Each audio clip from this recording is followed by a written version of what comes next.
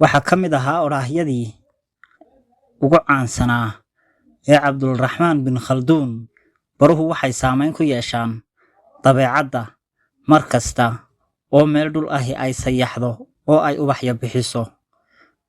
Waxay samaysaa dabeecsanaanta dadka degan. Cimilada qabow iyo dhexdhexaadku waxay samaysaa dadka taasoo ku abuurta jacayl, shaqo iyo waxqabad, xamaasad qurux badan oo nolosha ah iyo niyadda saafiga ah. Haddii boqorku yahay mid dulmi badan oo uu dadka cawradooda raadiyo, dembiyadoodana xisaabiyo, waxa uu dareemi doonaa baqdin iyo bahdil, lagana yaabo in ay isaga tagaan xilliyada dagaalka. Dadku waa siman yihiin xasilloonida, laakiin hadday dhibi timaado way kala duwan yihiin.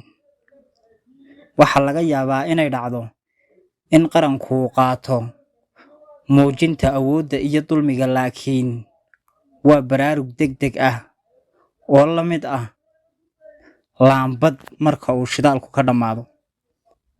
Haddii ay dowladdu gasho minibows, dib u soo noqon mayso.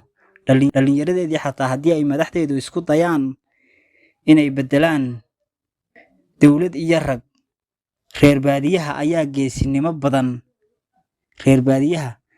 ka geesinimo badan reer magaalka. Sababta keentayna waa in reer magaalku ay koonfurtooda u dhigeen sariirta raaxada iyo dabeecsanaanta, oo ay ku talax tagaan raynraynta, una egmadeen in ay maalkooda iyo naftoodaba difaacaan guddoomiyahooda. Hadduu Ilaahay oggolaado inay ummadi ka dabar goyso boqortooyada, wuxuu ku khasbaa in ay kacaan oo xumaantooda qaataan, dariiqadoodana raacaan. Waana tii Andalus ka dhacday oo ay khasaartay.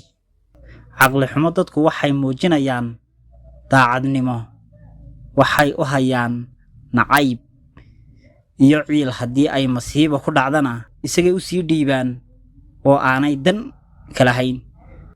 Haddii aad aragto waddamo lumay adimadooda iyo madaxdooda oo lacag urursanaya, marxaladda koowaad ee dib u habaynta gobolku waa fowdo.